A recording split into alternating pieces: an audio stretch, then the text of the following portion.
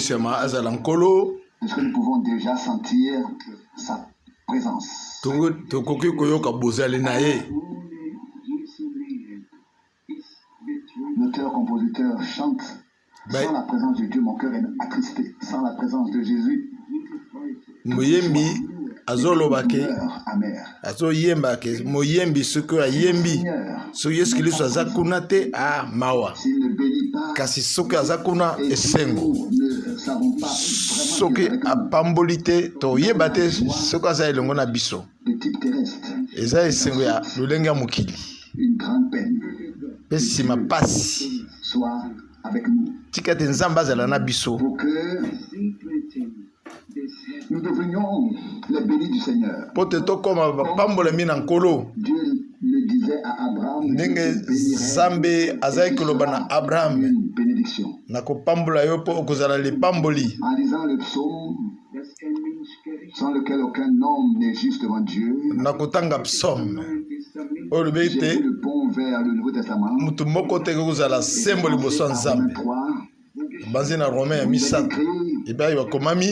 Que nous avons été justifiés par la foi. Nous étions impurs. Loin de Dieu.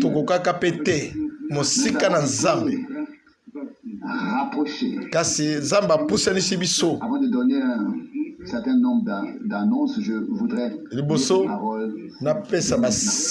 Romains, chapitre 3, du verset 21. Maintenant, sasa ipi dépendamment de la loi, nakutalaka mobeko te attesté par la loi, zokande emonisami na liloba na basakoli ete boyenge beni na nzambe emonisamaki. Amen. Par la justice des hommes, boyenge beni na bato te kasi boyenge beni na nzambe.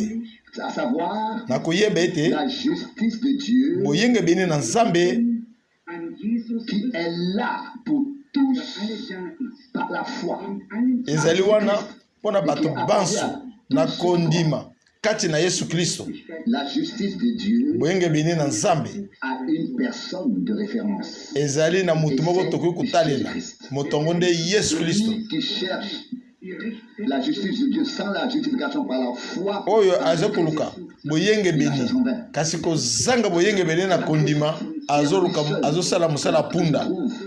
Notre justification et c'est par la foi. Ezali nde na kondima nde nzamba kopesa biso boyenge beni. Na betela bino sete na mulongo tukumi bale na misa boye banso basumuki tozangaki kembu. De nouveau cette glorieuse déclaration. Ils sont donc gratuitement justifiés par sa grâce. De la rédemption en Jésus-Christ.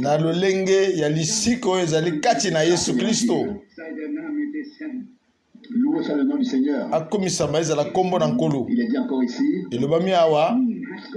C'est lui que Dieu a offert dans son sang comme moyen d'expiation efficace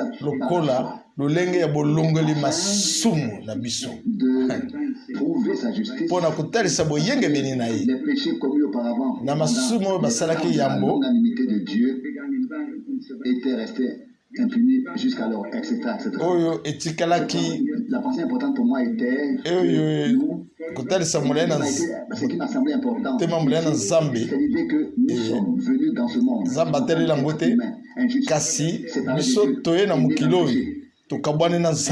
Mais que le Seigneur est venu dans ce monde chercher et sauver. Pour nous ramener à la condition na lisengi ya bule bongo ya ndimeli Yesu Kristo andimeli nzambe oyo andimi nzambe asali kati na Kristo. Ezaka kondima te kasi elobeli kondima na kati na Yesu Kristo Je fais simplement partie des gens qui peuvent se réjouir de tout. Nazali moko na bato oyo akoki kosepela ntango nzambe azopambola. Ce n'est que lorsqu'un prédicateur ntango motei azosepela ke nzambe azopambola ye, ke nzambe azosalela mpe na bato mosusu. Tant qu'il y a de l'envie et de la jalousie dans le cœur, ntango bolulu ezali na zuwa na kati na motema ya moto, nzambe aza nanu wana te. Boyebi yango tosi tolobi yango na kati ya liteye na pokwa nkolo ali kosifanda efandeli na ye kati na biso, bongo tokoma tempelo ya Kristo po te aya kosala mosala na nzela na biso. J'ai ressenti une joie. Na tango namonaki ndeko Branham na tango wana naza koyoka esengo lokola nanu nayoki yango te na bomoi na ngai. C'est plus incompréhensible que ce monsieur qui se fait passer pour un prophète ait dit dans l'orgueil: j'ai commandé un tireur d'élite qui devait en son temps tuer William Branham. Nasengaki mobomi est mis en circulation oyo na tango wana etako koboma ndeko Branham azeli na esengo te. J'ai été un peu éclairci. Lokola ngai na ngengisamaki rien ne change. Quoi qu'il dise, eloko ekobongwa na te ata balobi nini. Pas besoin de réagir à de telles attaques. Tozali na posa koningana na maloba bongo te. Que peut-on dire ou faire d'autre? Tokoki kosala nini? Délibérément, peut-être à cause de ceux qui ne sont pas toujours ici. Tokoki koloba mpona boyo baza nano awa te. De la vocation particulière na bobiangi oyo nzambe abengaki ndeko Branham. Parce qu'à cause de ma dernière lettre circulaire, na dernière lettre circulaire na ngai, je fais des reproches ou que je veux corriger. Na pamelaki bato mosusu ou bien na bongisaki te, ezali kanisi wana te. Que par ce qu'on a fait de William Branham, Jésus-Christ, la parole est devenue chère. Bakomisi William Branham, Jésus-Christ, nzambe kati na nzoto. Que j'ai dû écrire. Yango nde na komaki. Comme j'ai écrit. Ndenge na komaki wana. Et j'espère que cela a été et est suffisamment clair pour tous. Kanisi wana ezalaki polele pona bato banso. Infaillible par révélation divine en tant que prophète. Lokola musakoli azana bo emoniseli oyo ke kobeba te. Kasi lokola mutu lokola mutei azaki kubema liloba na nzambe mpe azaki na se ya bokambami ya Molimo Nsantu. Les prophètes musakoli ont été aussi dépendants de ce que Dieu leur montre et leur révèle. Bango bazali mpe komona oyo nzambe azokuyebisa bango, soutien jusqu'au bout. kasi soki etalami likambo na nzambe bazokende nango ti suka. Était suspendu au-dessus de lui pendant quelques heures, encore 3 heures après sa naissance. Etelemaki na nsima mbotama na ndeko Branham esalaki 3 heures du temps. Mama na bakoko baza komona pole yango na miso na bango ya bumutu na ngonga moko wana. Quelle serait la signification de cette chose? Eloko ekolimbola nini likambo wana? Apparaissait à chaque fois. Pole ezokomonisa matango iso qui accompagnait le peuple d'Israël. La même colonne de feu. likonzi moko wana oyo ezokamba bana Israel oyo ezokoloba na Moshe. Eza bobele Paul moko wana oyo Saul akutanaki na nzela ya Damas. Ezali bobele Paul wana onkole moko akelaki. Sol pone linzo nyokola ngai. Que vous verrez le film, spécialement nos frères et sœurs bien-aimés qui viennent maintenant de Russie, nos amis de Roumanie, bandeko oyo bazokoya na Russie na Roumanie, Dieu vous bénisse tous, tango bokomona film maintenant. Zamba pambula bino ba to ya sasa ipi. De l'ouverture des frontières. Ba fongoli na ba frontières. Et puis frère Branham dit encore et encore. Ndeko Branham alobi. La lumière est sur cette femme. Et Boye. Cette femme. Paul ezali kolon. Cet homme. Mwana mwasi wana. Même lumière. Paul moko wana. Dans les réunions quand frère Branham ezalaki komitalis na makutani tango ndeko Branham zo bondela pona bato bokono. Et tout ce qui était révélé. Nyonso efungamaki ezalaki solo. Je veux juste ezalaki sembo. Sache pour toujours. Oye bato tu bayeba ngo pona libela. Avec Dieu et avec ceux na Nzambe que Dieu a appelé Nzambe et envoyé. abengaki muto bozomona. Amen. L'autre chose, c'est cette image. C'est un dessin que j'ai apporté, le magazine. Namemi elilingo oyo. L'édition anglaise et l'édition américaine. Pote bomona yango. Rockefeller. Oyo. Rockefeller devant avec sa femme. Oyo Rockefeller liboso na mwasi na ye. À une distance de 325 km. Emonanaki na distance ya 325 km. Naturellement. Bozomona. Beaucoup mieux ici. Ezomonisa malamu awa na bomutu bo. N'a qu'à regarder vers le haut. Azokutala likolo. Et c'est là que se trouve la lumière. Wana nde Paul eza. On y voit cette claire, on y voit très clairement le visage du Seigneur. Omoni Paul solo elonge na nkolo. 1963. Na 1963.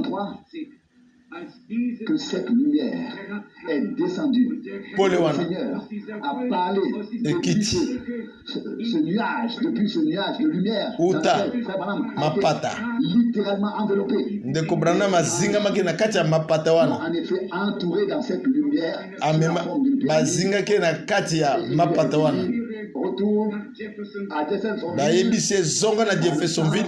Est venu d'ouvrir les 7 sceaux. Gonge yepo fongola bikangelo sambo. Je témoigne ici avec un cœur sincère. Nazo tatola ona mutema solo. Et devant tous ceux liboso na bao nyonso bakoyoka yango. Que je suis fidèle. Naza sembo. Au mandat et à l'appel divin. Na mbela. Et que je proclamerai. Oyo na kutatolaka. Oyo Nzambe lakisi. Consiste toutefois. Kumba na ngai. Ordonner toute chose. Ya kotalisa manso kolanisa Biblia. Pe kosakula na oyo ngai na kosakula uta Biblia.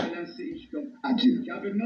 J'ai apporté un autre enregistrement Namemi que peut-être peu d'entre vous ont vu. Te mususu ta mususu kati na batu na bino ba moni yango. Millionnaire nommé Mania Eigenbright. Millionnaire wana ba je connaissais aussi personnellement et qui Mania Albright onga pe na yebaka ye pezanga moko. Pris deux photos. Azui ba photo mibale. Au début de la réunion. Azwaki photo liboso na ebandele na makutani. Et l'autre lorsqu'il a prié, dit maintenant la présence de Dieu est ici. Oh, alobaki tanga bado bonde la bike ça c'est puis bozali na Nzambe za awa. Toute la zone de la pupitre imprégnée de feu comme prise par un objectif. Donc pas non à ce côté là. Non surtout moto ezalaki. Un Dieu vivant. Nzambe na bomoi. Apparaître dans la colonne de feu. Alingi komi monisa na kati na likonzi na moto. Ako komi monisa na kati na lipata. Ako komi tel sandenge yemo kwa lingi. C'est révélé. C'est ce qui distingue frère Branham. Yohana ndezo pesa. Pour que Selena ndeko Branham na batu mususu. Ne s'est pas révélé et manifesté d'une manière aussi surnaturelle. Nous ne faisons pas de grandes comparaisons ou nous ne classons pas dans la catégorie des grands et des petits. Tozo tia bato oke oya minene oya mikete te.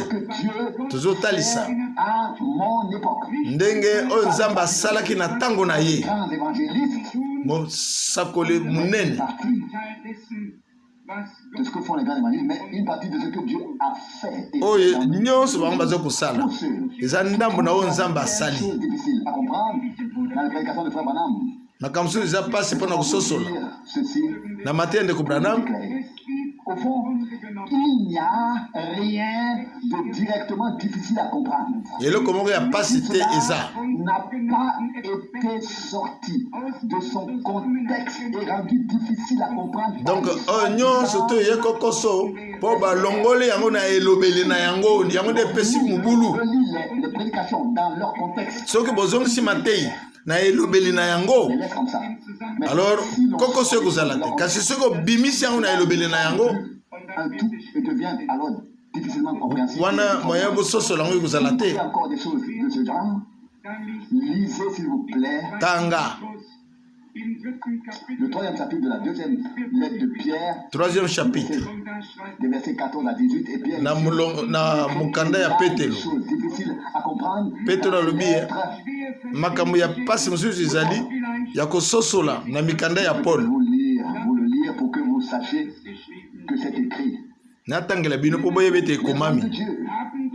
Ont reçu les choses par révélation. Baponami bazwi makambo ya Nzambe na emoniseli. C'est difficile à comprendre pour Baoyo bazangi emoniseli eza koko sopote basosolo yango. tout compris tout de suite. Cela allait de clarté en clarté et de connaissance Wana bazo kende en connaissance. na boyebi na bopolo Dans 2 Pierre, na totangi na 2 Pierre 3, mokapo ya misato du verset 16. molongo zomi na ntoba. Il en est de même dans toutes ses épîtres. Ezali ndenge moko na mikanda nyonso Choses. Polo azoloba makambo Ces textes, cependant, il y a beaucoup de choses difficiles kati na mikandango ezali makambo ya makasi ya kososola et les mal affermis baoyo balendisami te à leur propre perte. bango ekokende mpo na libunga na bango Ils le font avec le reste des Écritures. ndenge bazosala na makomi oyo etikali aye. C'était déjà le cas à l'époque des apôtres. Ezalaki likambo esi esalami na ntango na bantoma ezosalama mpe lisusu lelo. Le premier écrit à l'église d'Éphèse, il trouvera exprimé la pensée suivante. Na mokanda ya Efese Tu as éprouvé ceux qui se prétendaient apôtres, se disaient apôtres. na mokanda ya Efese okomona bakomi Tu les as trouvés menteurs. otalisi bato oyo bazomibenga ete bantoma omoni bango bato ya lokuta Portaient que le masque. bato bazolata kaka bazipi na elongi. L'avertissement nous est adressé, et plus précisément au verset 17 Na molongo ya zomi na et sambo 18. mpe zomi na mwambe bokebisami epesemela D'avance, bien-aimés, prenez garde à bandeko bomilengela bino moko que, entraînés par l'égarement, ete oyo komemama na libunga conscience, vous ne soyez jetés hors de votre propre Ete ferme état libunga na emema bino esika ya mabe. et ferme état de foi. Il y a des gens qui ont été emportés Ezali bato bamemamaki les autres avec eux. Ne vous bamemi mpe na bato mosusu na bango mais tenez kasi simba malamu et soyez fermes, ne soyez pas ballottés komemama na mopepe nyonso tu te d'enseignement ya matei ya malakisi. sur la parole infaillible de Dieu. Ezali liloba oyo ekoki kobeba te na Je Nzambe. pense que lorsque j'étais à Jérusalem, il Ntango bazalaki na y avait déjà Yerusalem 21 hommes de bato différents tuku mibale na moko nous sommes les deux témoins. baza kolobaki bazwa banzeneneke mibale Chacune, donc chacun d'eux voulait être l'un des deux témoins. moko na bango alingi azala moko na banzeneneke. N'était aucun d'entre eux que de ces 21 Zuka nde moko na bango te azalaki na moko na banzeneneke. par la revendication. Ce sont des idées. Ezalaki makanisi na bango balingaki nde bakoma banzeneneke. Oui, c'est moi. Seul celui que Dieu désigne de cela. Bobele oyo Nzambe ye moko akopona nde moto akozala moko na Il banzeneneke. attendra que Dieu lui donnera témoignage. Ye wana akozela ete Nzambe ye moko apesa litatoli. Moïse et Élie, Moshe na Eli ainsi aucun des païens incirconcis ne doit s'inquiéter de la grandeur de sa mission pour Israël. Quoi qu'il en soit, il en va de même pour les théologiens eza ndenge à moko la fin des temps. mpona batheologien na ntango ya suka. Se sont trouvés Eli na Moshe mopagano moko te akokipe mosala na bango. parler qui viendrait encore, pour lequel il a posé la plateforme. Lelo yo bato oyo kani mpona bango ndeko Branham achi penza efandeli malamu ya liloba. N'a-t-il pas parlé d'une phase de son service plus de l'autre que je vous dis? Alobi te mpona musala na ye. Il a parlé du premier poule. Alobaki te ke mpona musala na yambo pe ya mibale pe ya misato te. La plateforme, la première fois pour le deuxième tour, la deuxième fois pour le troisième tour. Atalisi deja makambo yango ndenge esengeli ezala oyo ya yambo oyo ya mibale oyo ya misato. Kasi alobi te ke ngai nde azaki moto komi sokisa azaki komi beta tolo te. Je connais un homme na 1 Corinthiens 12 a été ravi na moyebi mutu troisième oyo bamemaki ye na lola misato na paradis. Moi qui ai vécu cela, ngai ndi moto nabikaki yango. j'ai été ravi. Non, les vrais hommes de Dieu kasi atikele koloba bongo te dans l'ombre. bato ya solo ya nzambe basalaka na elili. C'est ce qu'a fait frère Branham. nde oyo ndeko Branham mpe asalaki. D'ailleurs, si vous lisez attentivement les prédications, soki botangi solo que matei vous connaissez les saintes écritures, soki boyebi makomi ya bule évidemment, à fond, il n'est question que de 7 messagers. ezali bobele na batindami sambo ya Apocalypse. Je vais vous le lire. na kotangela bino Apocalypse chapitre 1, Apocalypse 1 verset 20. molongo zomi na mibale Il est clairement écrit ici, ekomami boye quant au mystère des 7 étoiles mpona libombami que ya tu minzoto as vu sambo oyo omoni dans ma main droite. na loboko na ngai ya mobali.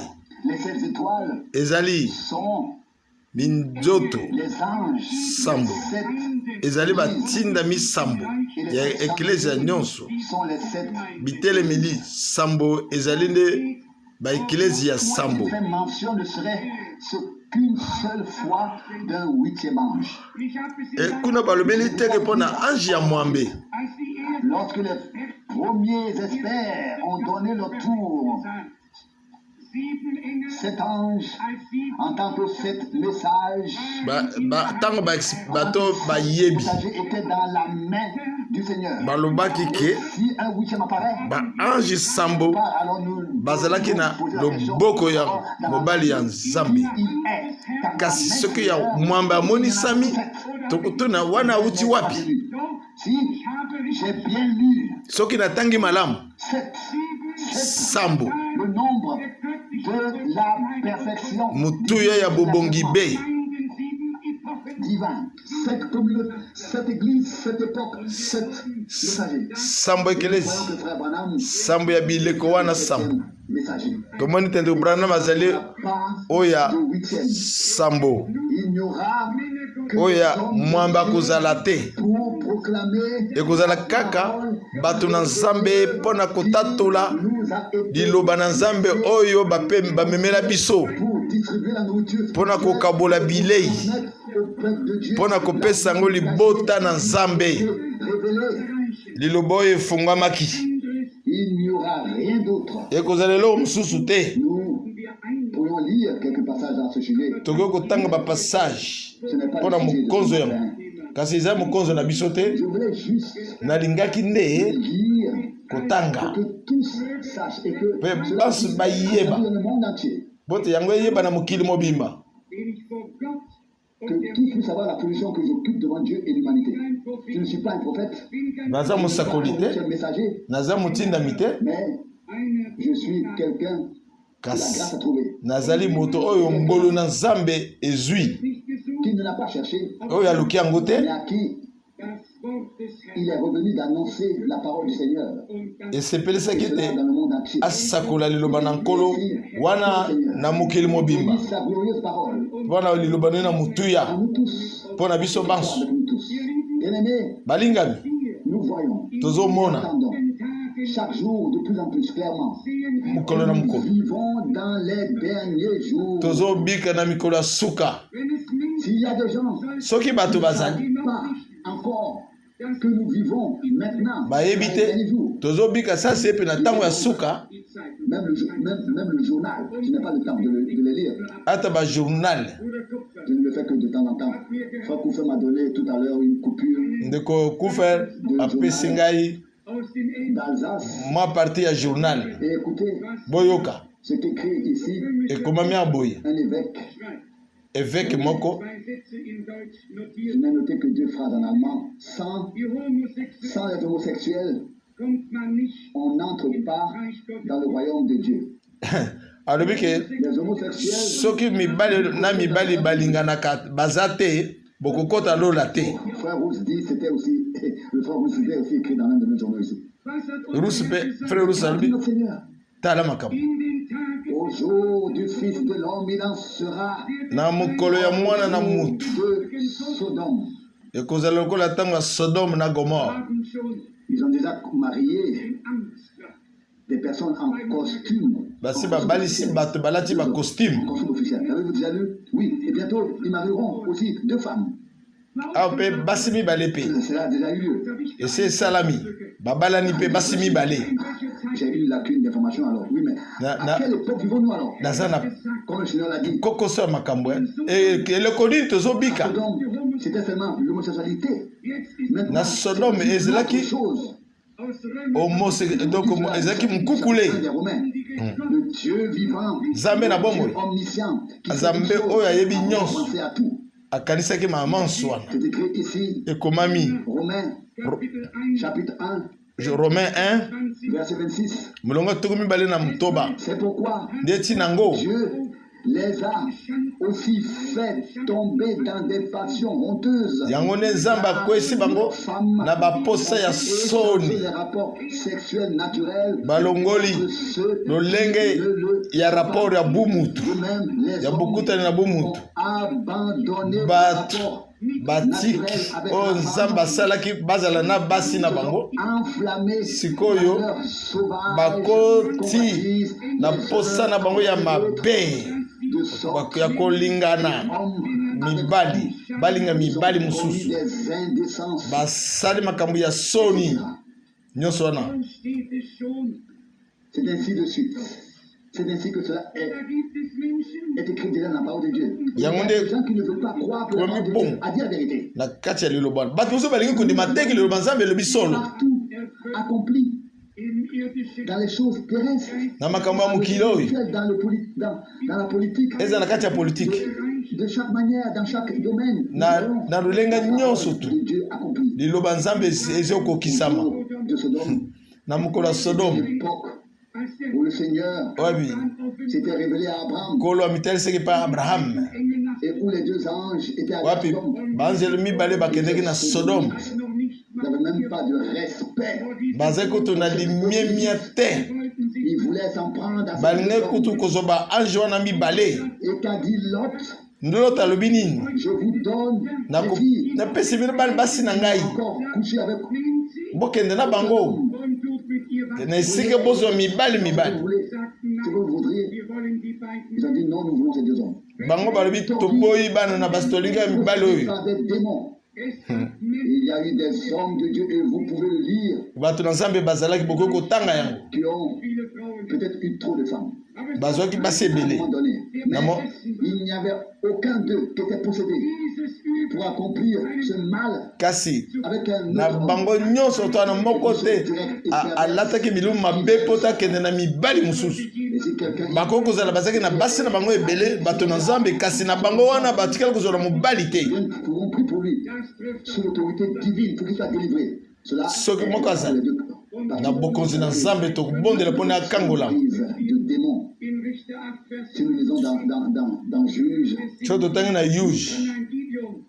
verset 30, il y avait Samson, non, c'était Gédéon, qui avait 70 fils, sans filles. Gédéon, 70 fils, kozanga kutanga basi.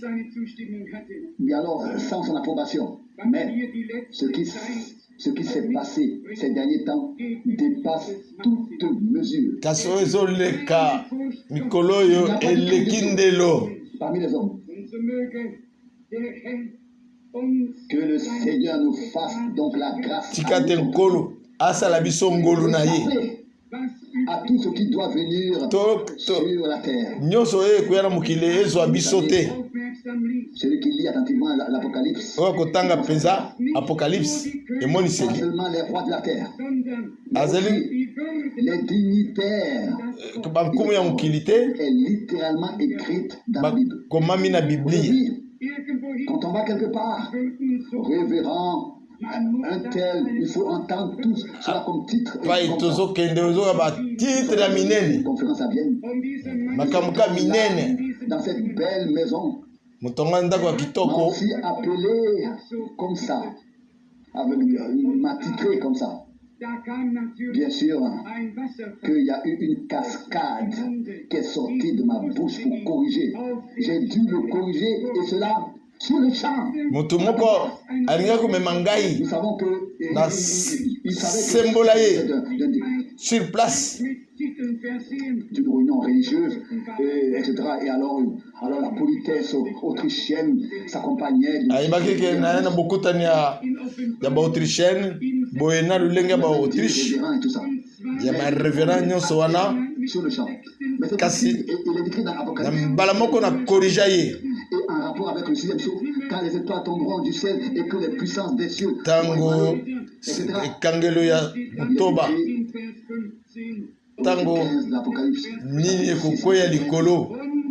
Et les rois de la terre, bankumu ya mokili, les dignitaires, ba mikonzi, chefs militaires, ba mikonzi ya ba mapinga, et les puissants, pena batonguya, les esclaves et les hommes, na babola, banso batami, parmi les rochers, na se ya mabanga, na ngomba, baze koganga, oh ngomba, libanga, bomba biso, de la face de celui qui est assis sur le trône, na elongo na mutoyo afandi likolo na ngwende, car le grand jour de leur colère et jugement kanda mwana pate ye.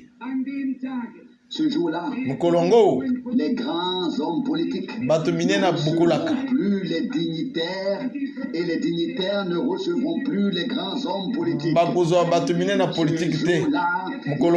de même les deux. Alors la colère de Dieu contre tous à l'évangile. Pourquoi il est écrit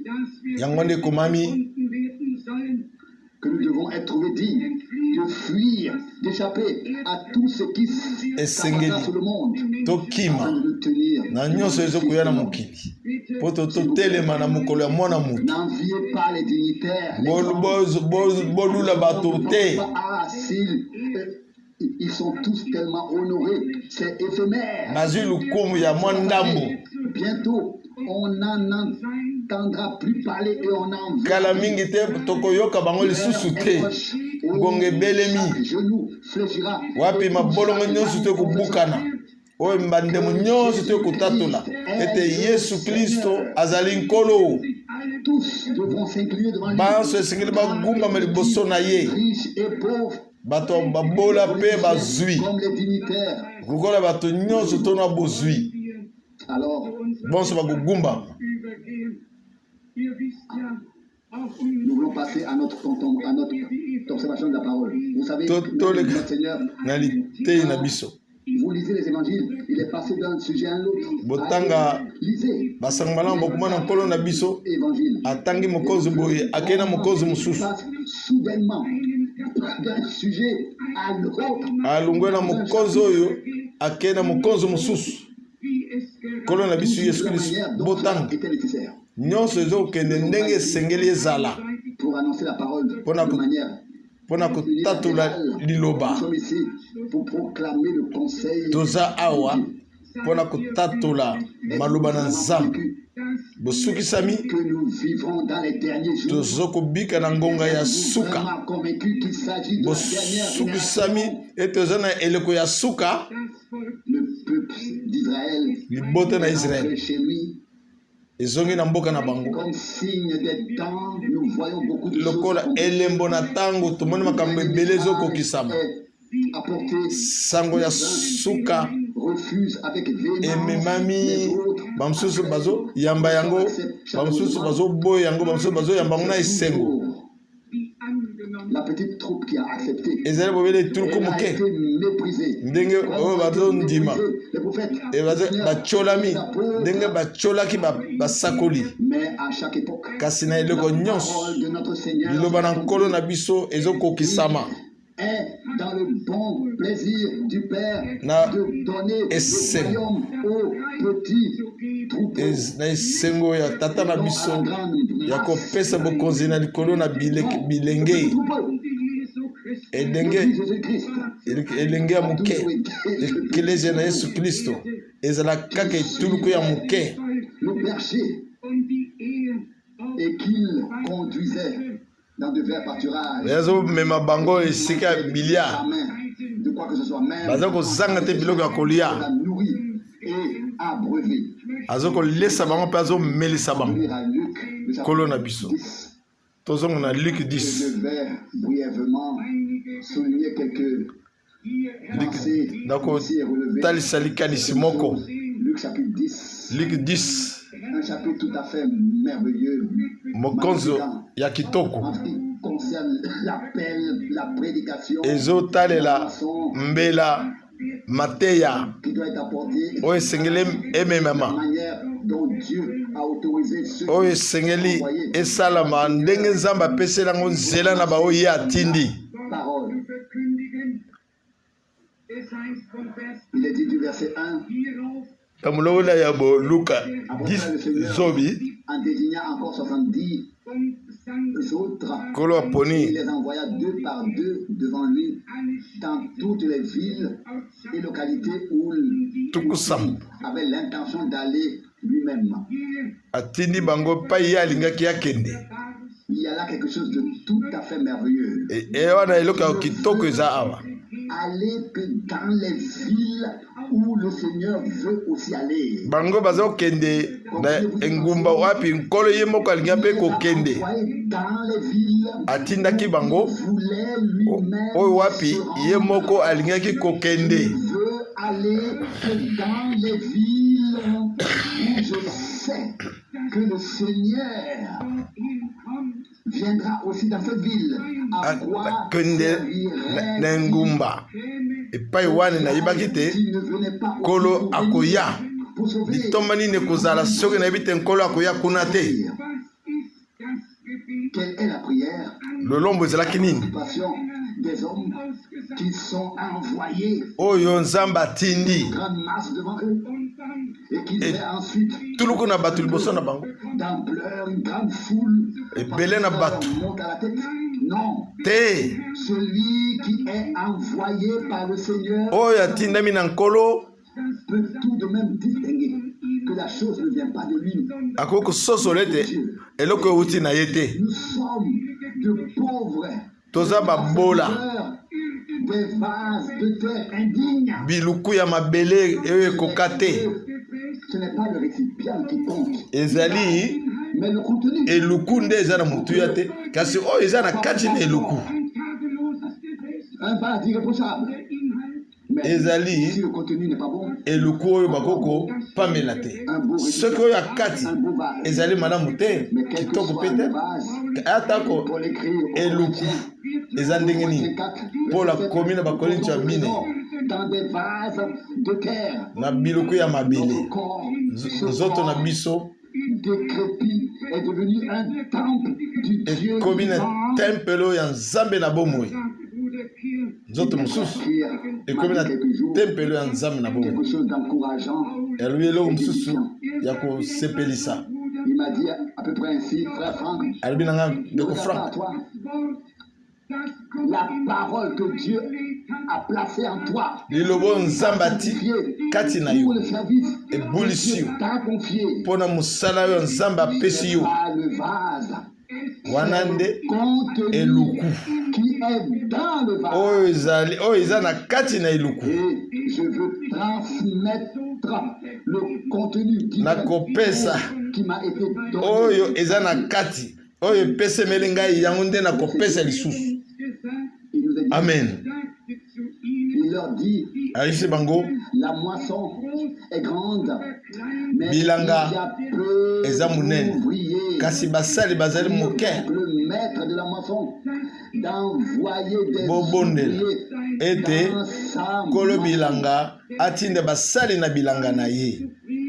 Le Seigneur n'était pas satisfait de Kolo l'envoi des 12. asepelaki te mpona kotinda zomi na mibale. Il ne suffisait pas que 70 ou 70 autres soient envoyés.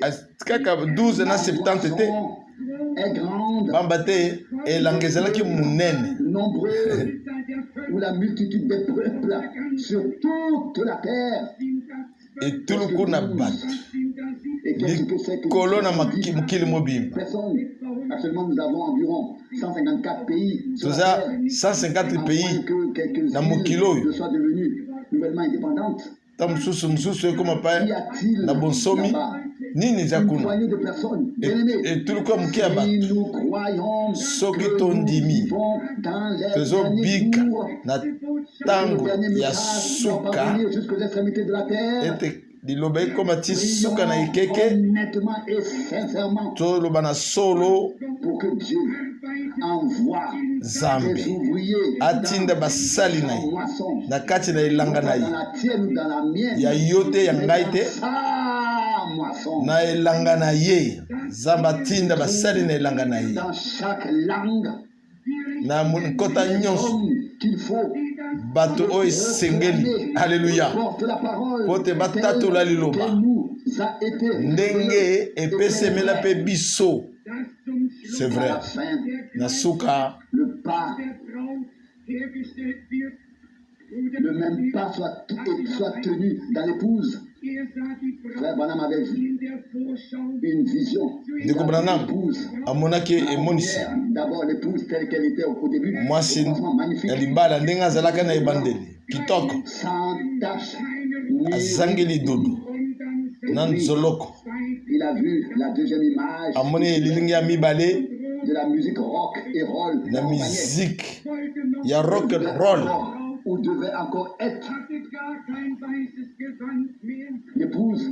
Elle n'avait plus de robe blanche. wapi mwasi ya libala ngaza azali susu na bilamba ya pembe te Avec quelques objets qui pendaient vers le bas. azalaki na tuma bilamba moko boye ezokwea na mabele ndenge wana Cela kaka. devait être.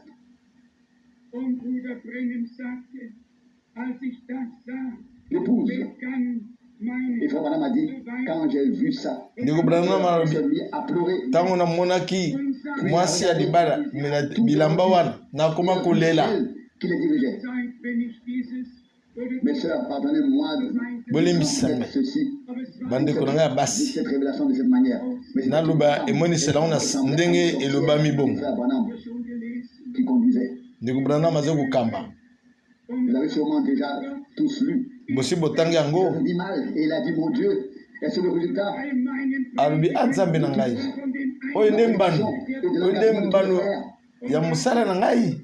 Alors qu'il était ainsi brisé boya dans cette vision du bukanaki Seigneur, na emono wana la troisième image arriva. elilingi ya misato ye Qu'il y avait de nouveau une épouse. wana Comme au commencement, amoni lisusu mwasi na libala fin, ndenge azalaki na ebandeli parée et vêtue de blanc, alati sans bilamba ya pembe ni ride. azangi lidodo azangi litono. Regardez, Amen. certaines ont en quelque sorte glissé et se sont écartées du pas. Bon, Et il sous- devait les ramener pour les remettre batioli na bango au même pas.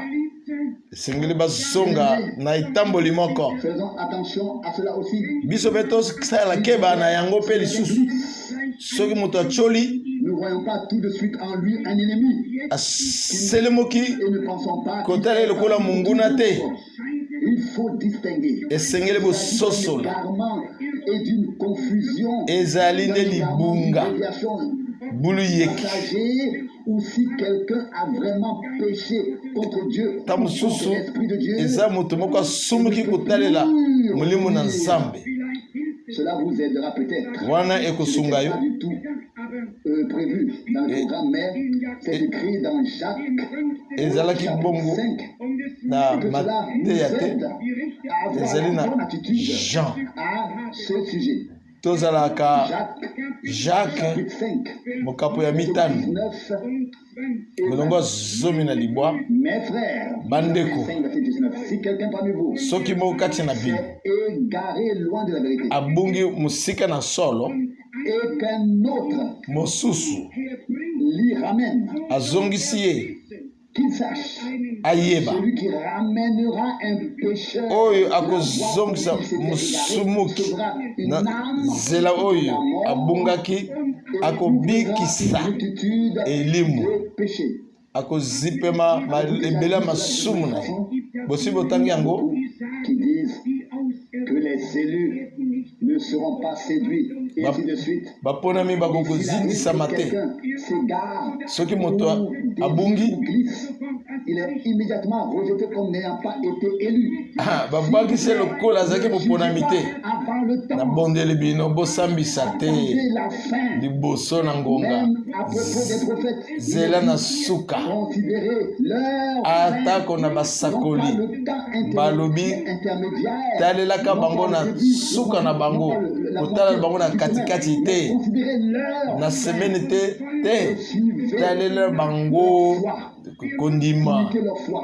bomekola kondima na bango botalela bango na suka tomekola biblia La vérité, na bisika biso il est égaré pour un temps, akozala bungi mpo na mwa ngonga d'une manière ou d'une autre. Dieu est capable de nous nzambe ramener aza makoki ya kozongisa ye amen de faux frères qui n'ont jamais été dans la vérité. ezali bafaux frere oyo batikali kozala na bosolo te Galates 2, na galate ya mibale infiltrés parmi vous, bakoti sur la kati na chemin. biso Il faut les laisser partir.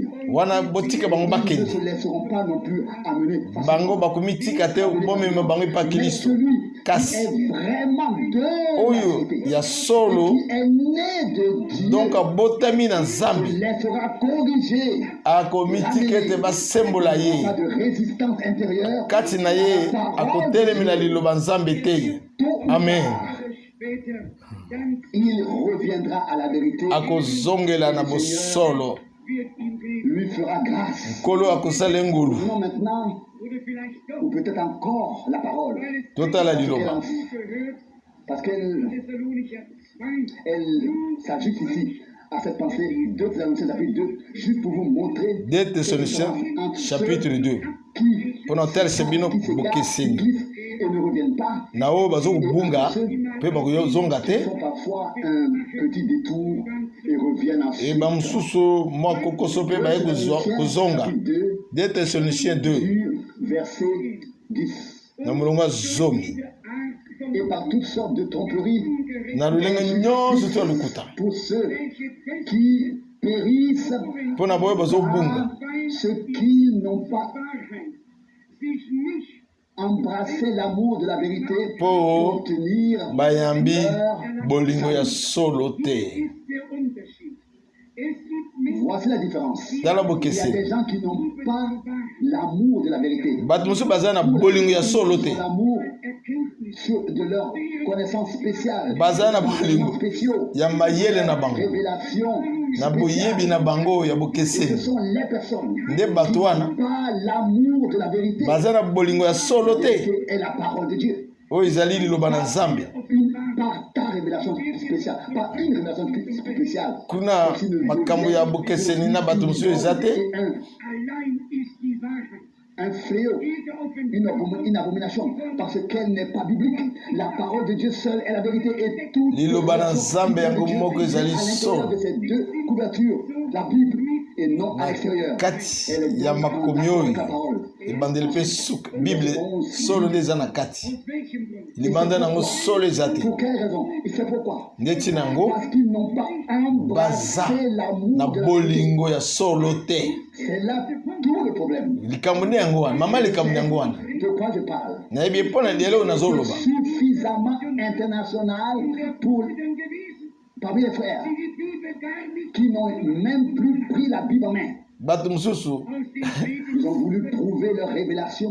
bazwi kutu Biblia na maboko te kasi balinga kotalisa makanisi na bango à partir des prédications de Frère Branham.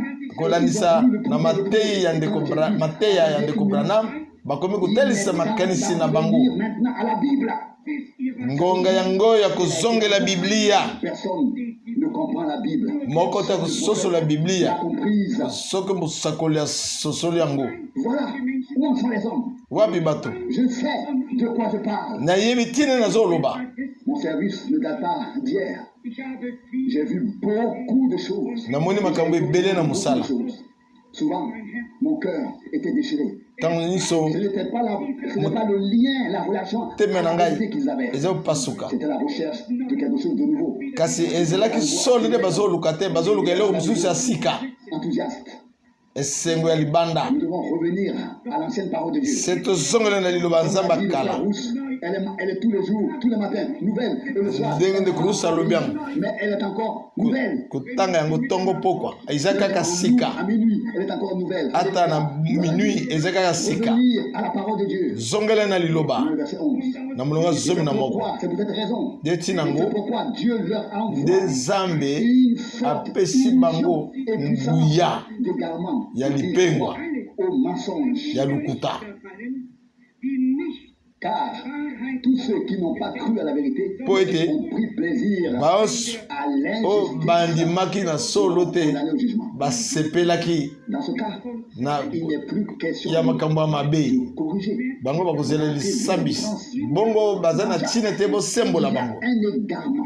ekuna libunga ezali Qui est égaré. kasi oyo ya mibungisi Avait un lien avec la vérité. Dans chaque chapitre, azalaki na avec la solo na parole de Dieu. Il était une semence divine. Il était azalaki Dieu. momboto ya Ce nzambe sont des hommes abotamaki qui n'ont na pas nzambe fait, qui n'ont même pas ye wana ko kozonga embrassé l'amour de la vérité. kasi bamosusu oyo bayamba solo te Pour faire de bonnes affaires.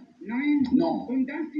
Et c'est ici la grande différence. wana nde bokeseni munene Seront ramenés et en sont ensuite reconnaissants à Dieu. bamosusu bakozongisama D'une erreur à mpe l'autre. bakozongisama tondi epa nzambe bamosusu bakokende mabe likolo ya mabe Alors de haut, tikeno na mabe pii qui sont restés dans la parole. baoyo batikeni na liloba Vous vous êtes égarés. Vous vous êtes arrêtés.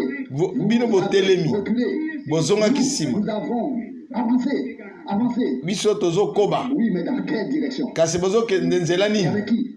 nzela nini On ne peut aller de l'avant qu'avec Dieu. bokokende liboso kaka na nzambe nzela na yo moko te C'est pour cette parole que je vis. nde yango nalobi Que je meurs.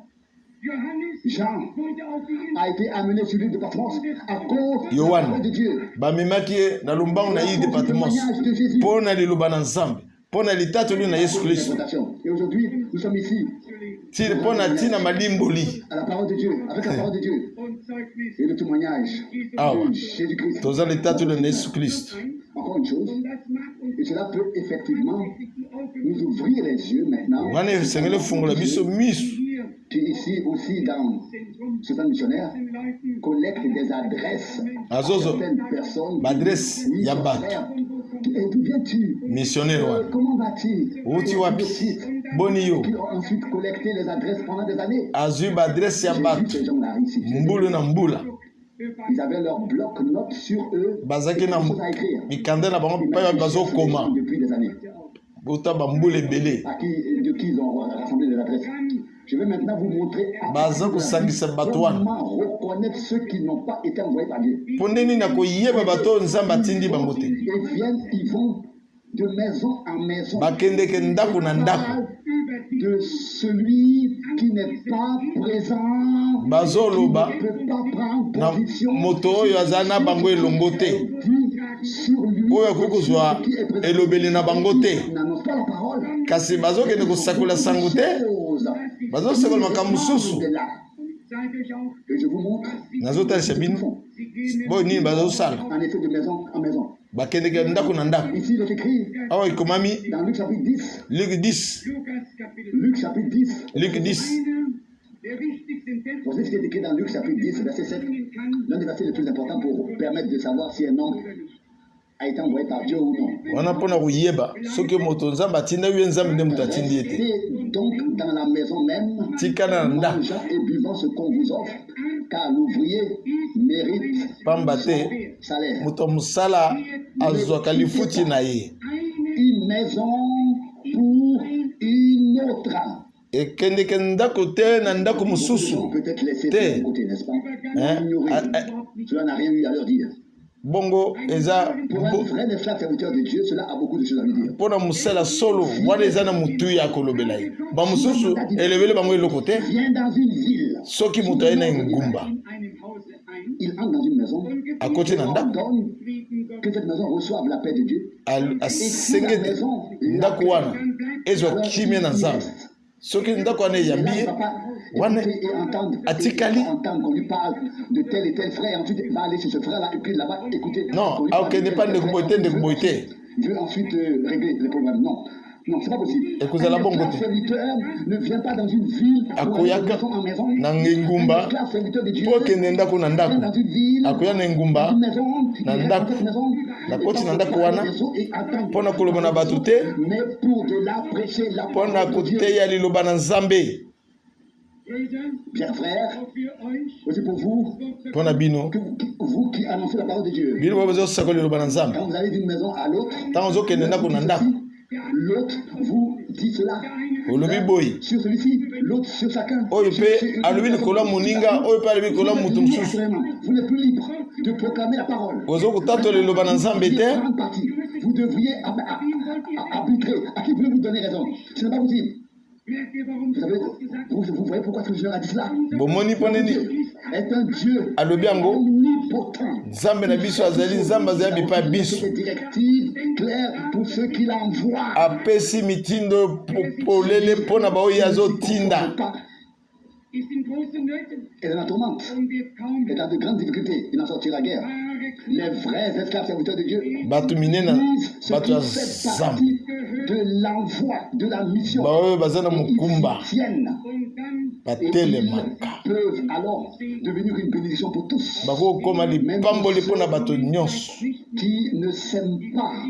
ndeke ata mpona baoyo balinganaka te Peut-être pour ce moment et ont des connaissances différentes ou même oyo baza n'entendent pas très boyebi bien. ekeseni oyo te bazokoyokana te On peut alors vraiment aider tout le monde. akoki kosunga bato nyonso Ça dans tous les pays. ezali bongo na bangumba nyonso Pris parti. Je ne suis jamais allé de ci. na tikala kokende na ndako te nakende na ndako boye te te Venez tous et ensemble devant la face de Dieu. boya bino Ce qui banso doit être dit, liboso na elongi na nzambe l'entendre. oyo esengeli elobama esengeli eyokama mpe nazokoyebisa bino yango Une glorieuse victoire. ezali elonga monene Car alors les différentes parties ne pouvaient plus se disputer entre elles. babiteni na Elles biteni devaient alors tous ekoki kobendana te pendant qu'ils écoutaient, ezalaki esengeli bafanda kimia ntango baza koyoka liloba na nzambe et a versé de l'huile sur les plaies. Et aza tout est entré kosopa en ordre. Dans mafuta likolo na bapota nyonso bazozongela na alima les églises, moi jamais. ngai J'ai fait l'expérience de nakoki rassembler des kosala groupes eklezia te divisés. nasali libiki Mais pour ke cela, bato bakabwana Dieu a eu besoin de. Kasi, Dieu a pu m'utiliser. Nzambe Cela doit nous être asaleli donné par ngai sa sagesse. wana esengeli nzambe nde apesa bwanya na ye La femme à qui l'enfant n'appartenait pas. mwana Coupe-le en deux. oyo mwana azalaki oyo ya ye te Il appartenait à crier. Kasi, Ne coupez pas.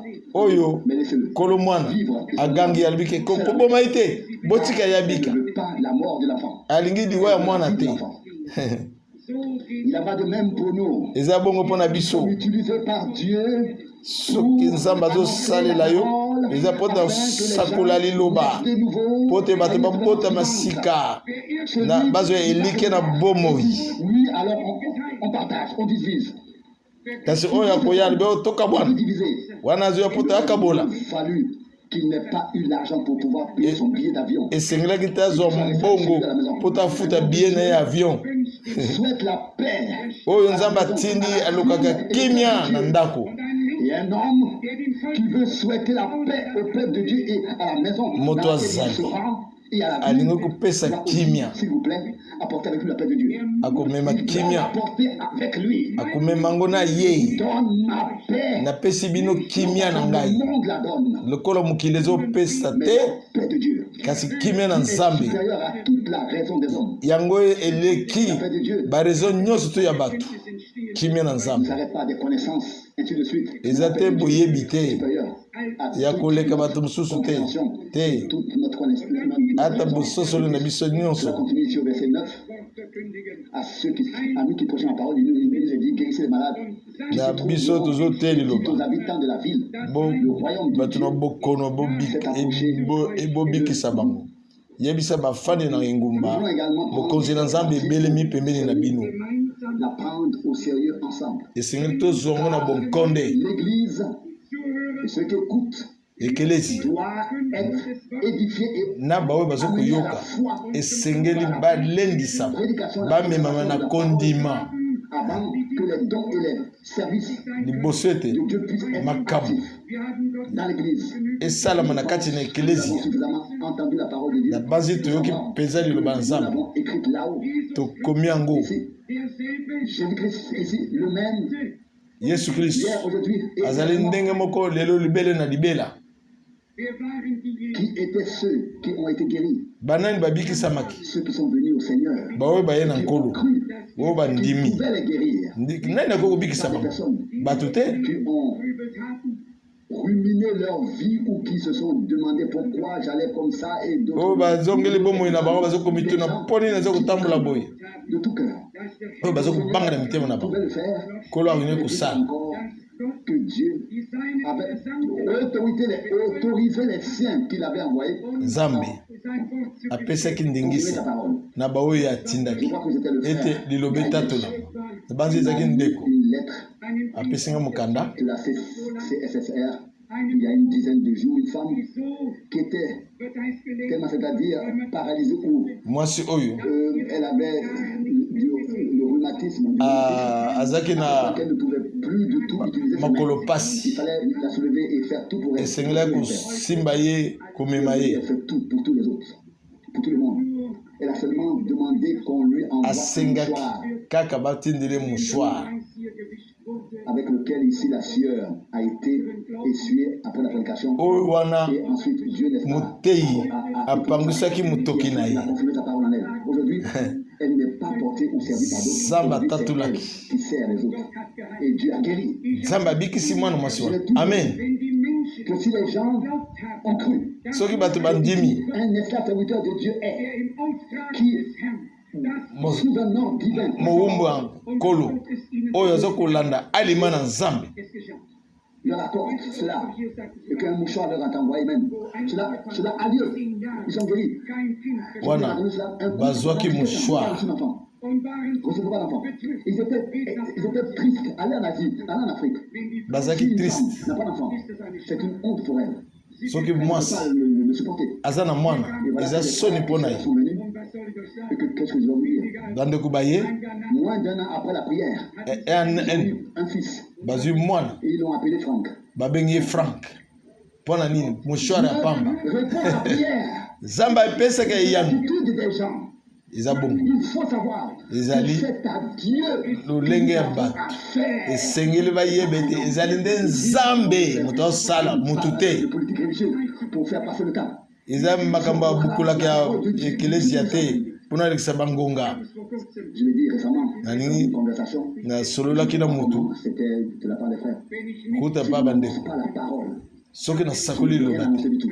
nakosakola mpe eloko moko mpe te Il faut être sûr esengeli que c'est osukisa vraiment la parole de ezali Dieu liloba na nzambe qu'on prêche.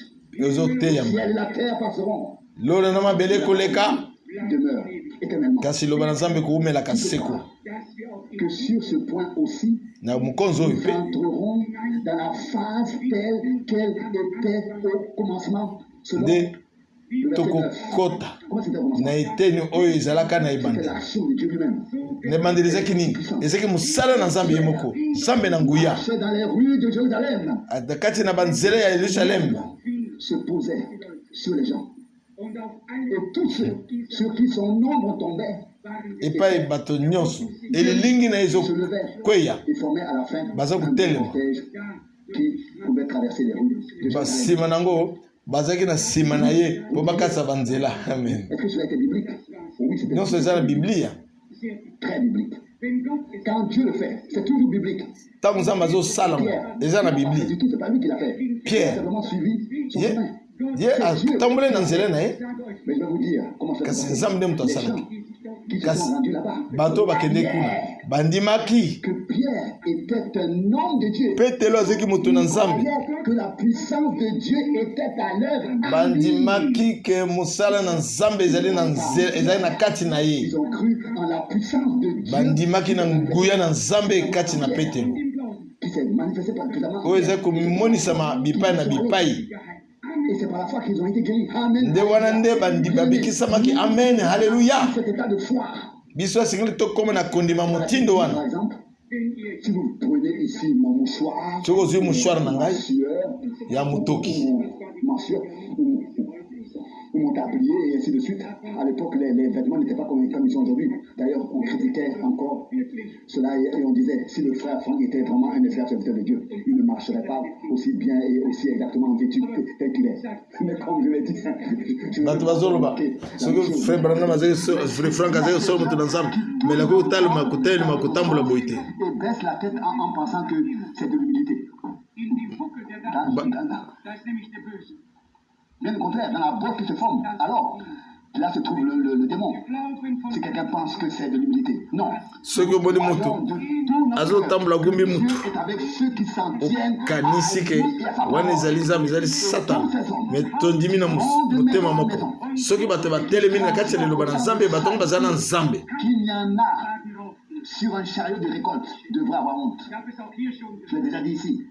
Celui qui a une petite idée du temps et de l'heure ne conduira pas au moment de la moisson.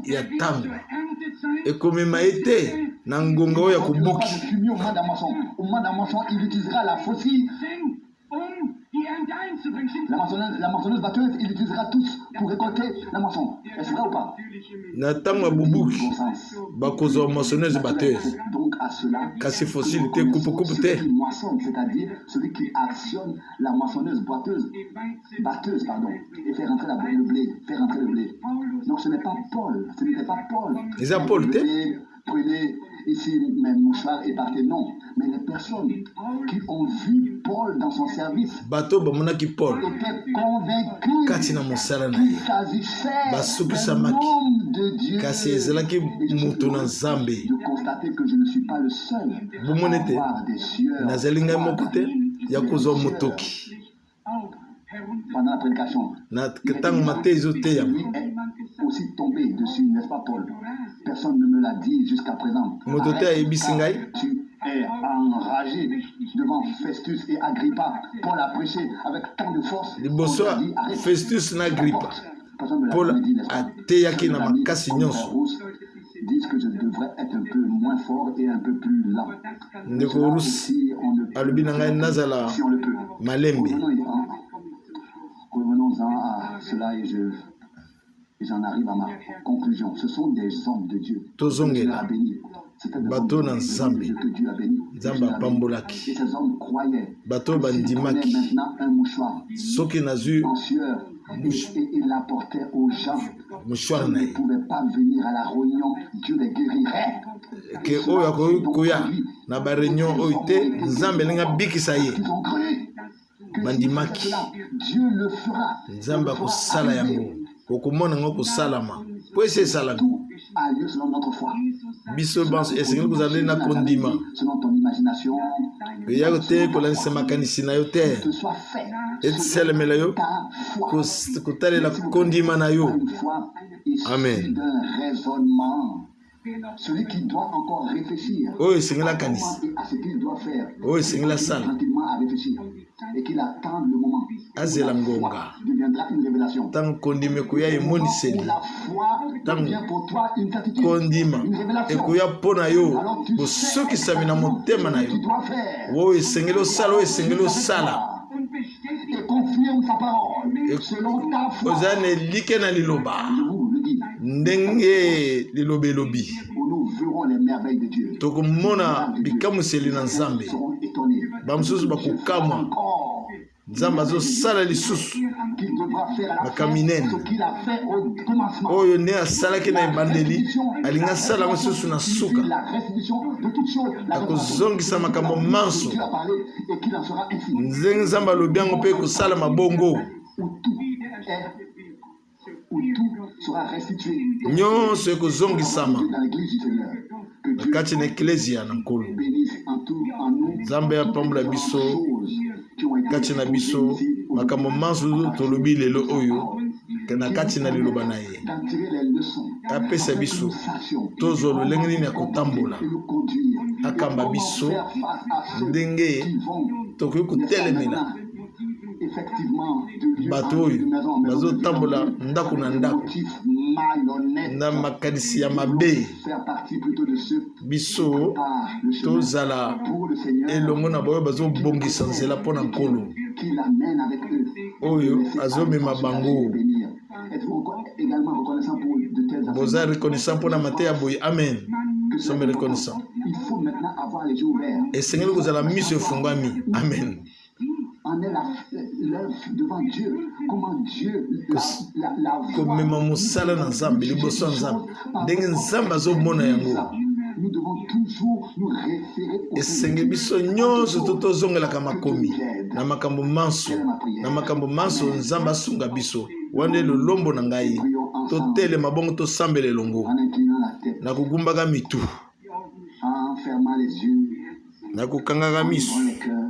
na kofongolaka mitema Je voudrais quand même demander combien sont ici nalingi kosenga ceux qui en effet désirent de oyo tout cœur balingi na mitema na juger bango correctement une chose, batalela likambo agir dans une certaine situation conformément ndenge likambo ezali mpona kosala na kati ya likambo ngo kolandisa ndenge liloba na nzambe ezali mpe bamona likambo ngo ndenge nzambe mpe azomona yango Je pense qu'il y avait une multitude ya banzi ete de pensées makanisi qui ont ezalaki été ebele exprimées. oyo elimbelami Nous avons considéré ensemble kasi totali yango à elongo partir d'aujourd'hui ota lelo servir le olingi Seigneur kosalela de nkolo cette manière, vraiment na lolenge ya malamu à tout moment, na dans toute ngonga situation, nyonso pour situer les choses devant mpona Dieu, kotia makambo nyonso to liboso na nzambe correctement, trouver grâce devant toloba ngo na Dieu. bosembo nyonso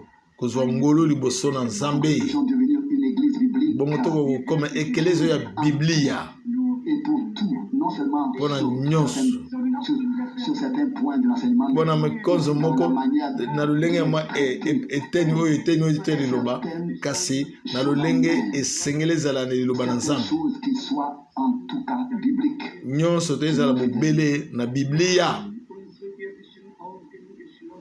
De tout cœur, nous te remercions. na motema mobimba tozongisilo matondi Mais les yeux du cœur sont ouverts. ofungoli miso na mitema tozomona yo tozoyoka yo Tu marches au ozotambola milieu de nous. kati na biso Tu nous parles. ozolobela biso Tu agis sur nous. ozosala kati na biso Tu nous redresses. ozosembola biso ozozongisa biso Tu nous aides à atteindre la perfection. ozosala ete Seigneur bien-aimé, tokoma na bobongi nous be ne nous regardons pas. kolo molingami tozomitala te biso Comme nous l'avons moko entendu dans le psaume, mpo nde toyoki yango na il n'y a psaume pas de juste sur terre mosembo aza na mokili qui te puisse exister devant toi. oyo okoki kotelema liboso na Mais nzambe il y a des justifiés kasi baoyo balongisami na yo bénis amen par toi, bapambolami na yo babikisami na yo babulisami na yo tondisami na molimo na yo kolo osali eklezia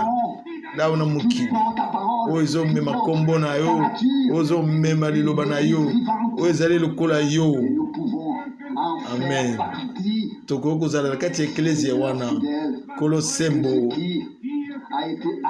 nyonso esakolami awa lelo ekoma solo na bomoi na biso mosambisami ya solo pesa biso ngolu na yo mpe bwanya na nyonso pesa biso bososoli ya milimo le discernement des frères, ya bandeko des enseignements, et de la matei prédication, ya matei et ainsi de suite. na nyonso tu Seigneur, pesa biso bososolo na yango merci. tozongiselo Tu as matondi fait de grandes choses yo osali makambo minene pour nous mpo na biso aujourd'hui et lelo à nous en mpe cette heure. kati na biso Tu nous as mpe aidés. osungi biso Aujourd'hui, uta lelo tu vas marcher okotambola avec nous na biso sur un chemin Amen. que nous ne voyons pas encore. na nzela oyo Tu tozomona le connais. kasi yo oyebi Tu yango nous prends ozokamba par la main. biso osimbi biso na loboko na yo Je amen ne sais pas le chemin, je ne connais pas le chemin. ata nayebi nzela te Je le connais bien. yo oyebi yango malamu Oh, Jésus, Oh, même si je ne sais pas Yesu le chemin, na ngai. je sais bien.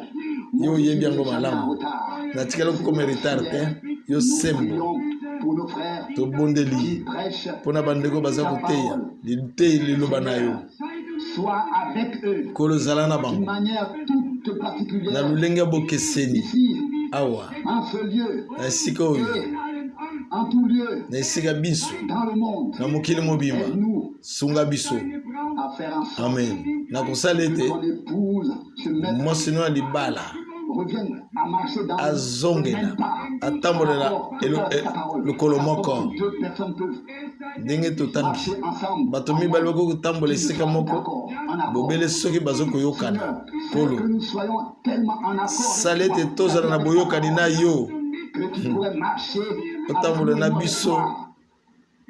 Seigneur bien-aimé, kolo molingami tu nous as bénis. opamboli biso Nous t'en remercions. tozongiselo De matondi tout notre cœur, du fond du motema na cœur. biso mobimba Tous maintenant les malades, les simba faibles, bato ceux bokono bato qui ont botango envoyé ta parole, et tous ceux qui la croient, na banso bazokondima yango babikisama amen de tout cœur. na mitema mobimba La rédemption totale, lisikoli ya le mobimba salut total. lobiko mobimba C'est ce qu'enseigne notre Bible. C'est ce qu'enseigne notre Bible. oyo nde biblia Alléluia. ezoteya biso Louange, alleluya honneur, masanzoli gloire nkembo et adoration mpe masanzoli à toi, epai na yo Dieu vivant, nzambe na bomoi amen qui s'est amen révélé à oyo nous amimonisi en epai na Jésus-Christ. biso na kati na yesu kristo Père tata céleste, ya likolo que ton nom nkombo na yo soit sanctifié, ebolisama que ton règne vienne, bokonzi na yo que ta eya volonté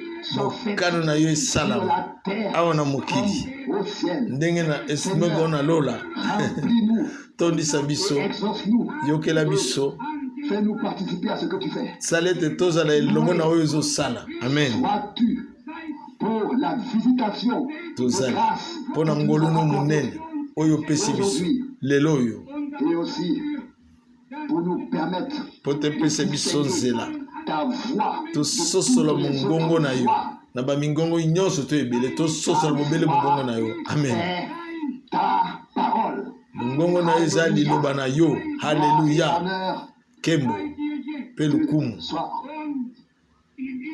offert maintenant, te soit apporté aujourd'hui. ememelo Dans lelo toute éternité. na seko na seko amen